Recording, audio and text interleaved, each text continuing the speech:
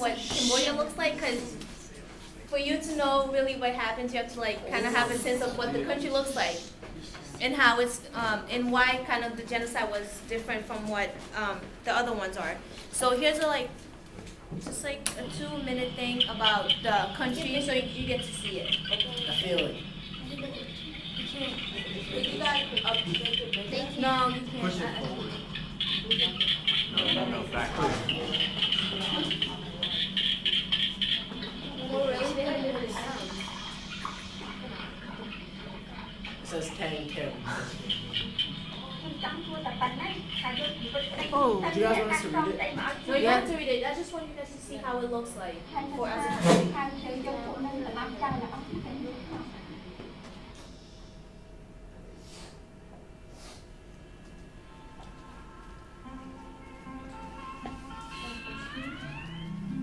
That's a killing field that they use.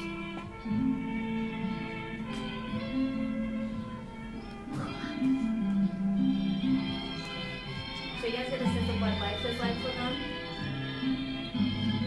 and how they live. So how their houses were.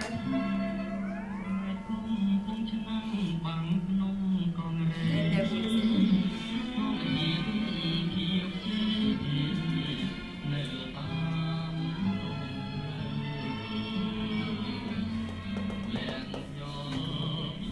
As you can see, they're mostly like peasants in the country, and that's something important that we have to remember and keep in mind while we're doing the presentation. All right, that's it, because it's like 20 minutes, so we don't have time for that. And view. Wait, what? How come it's not working? View, slideshow, and then click view. Oh, okay. So here it is. Okay, well, and then that's what we're going to be talking about and everything. Okay, good.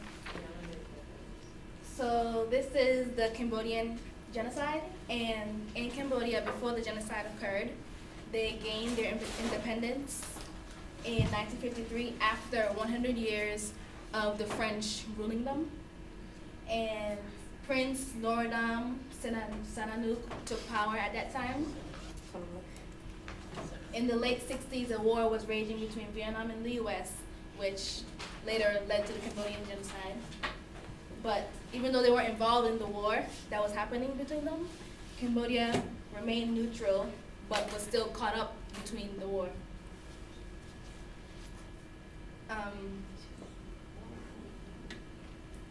Khmer Rouge grew to over 700,000 men.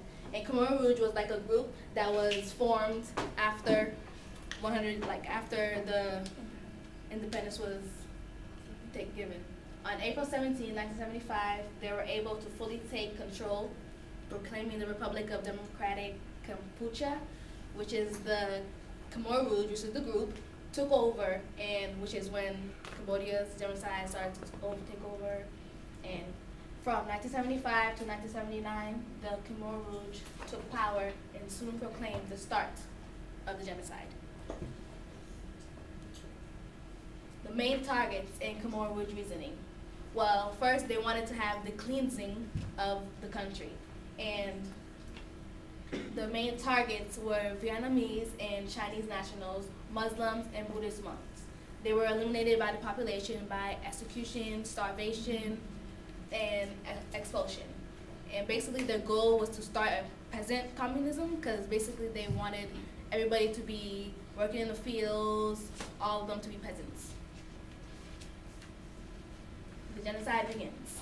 Pol Pot used U.S. invasion as an excuse to evacuate the city. So basically, Pol Pot, which was the head lieutenant, told everybody in the city to, oh, someone's coming to attack us, we have to run and leave Cambodia. So 2 million people were relocated to communal farms. Khmer Rouge also started to put specific guidelines and restrictions on how to live. So Khmer Rouge tell everybody, oh, you can't do no religion, everything was shut down, no money was allowed to be used. All these rules were on the people. In the communal farms, people were worked to death in the fields.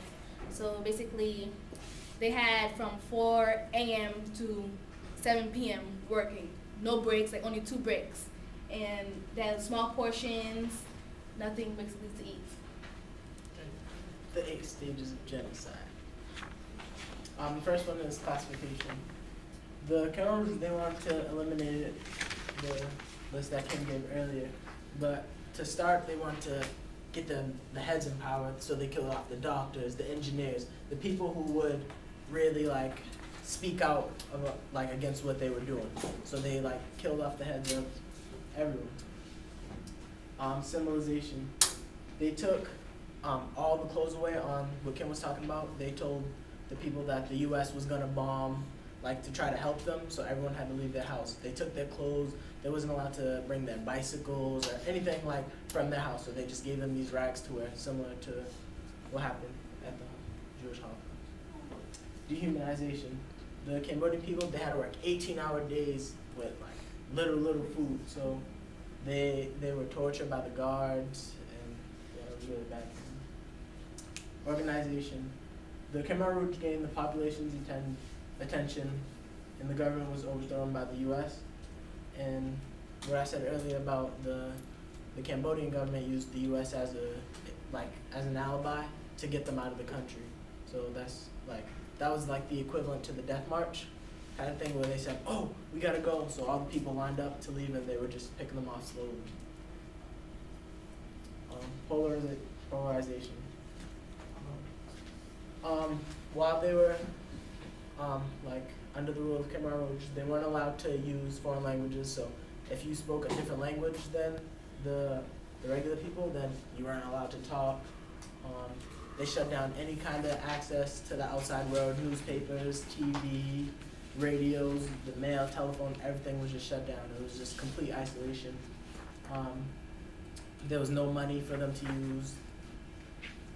They took away health care and everything. Like, you had no parents anymore. Like, they didn't take away the children's parents, but you weren't allowed to listen to them. So like, if your parents gave you an instruction, you weren't really allowed to follow it unless like it was authorized by someone above your parents. So it was like your parents were nobody. Preparation. The families were separated from each other, and the children were taught to like believe in the Khmer Rouge, like in the Holocaust, where the young children were taught to know that the Nazis were all powerful, and if you were of the people and you wanted to be Khmer Rouge or a Nazi, then that's what you wanted to be as a kid, and your parents were no more. Extermination. The killing fields is where like a lot of the killings happened. A lot of people, like during work, they would work to death because they had 16-hour days and they only ate 180 grams of food. They were starved to death. So it was really hard to work in these kinds of conditions. So a lot of people just passed out. Some people gave out. It was just a mess. And denial. The guards, they kept the skulls of all the people. So like, there's gonna be a picture later where there's just a pile of skulls like this one, but it's like around everyone, so like everyone could see it. And even though a treaty was signed to overthrow the Khmer Rouge, like they just pretended like nothing was going on, like nothing happened. Okay, so the international response to the genocide and how the U.S. and Vietnam were involved. And I know for most of the presentation, what you guys been seeing is the U.S. helping other countries, and in this case, it was mostly Vietnam helping the Cambodian. How the U.S. was involved in the genocide. So the U.S. and Vietnam, they were having, they were fighting, they were having a war, and Cambodia was stuck in the middle of it. And because in the map that you guys first saw, you can see that Cambodia and Vietnam, they're really close to each other. So in the U.S., where Cambodia was helping both the U.S. and Vietnam at the same time. So in secrecy though, but when the U.S. found out, they started bombing both Vietnam and Cambodia because they thought that Cambodia was going against them and using Vietnam too. So a lot of people died. They killed a lot of peasants as a result. So you can say that U.S. was kind of involved in the genocide and was like the reason why the genocide started, because as you heard before, the group that was in power used the U.S. coming to attack them as an excuse to get everybody moving, because everybody already feared the U.S. because of what they did.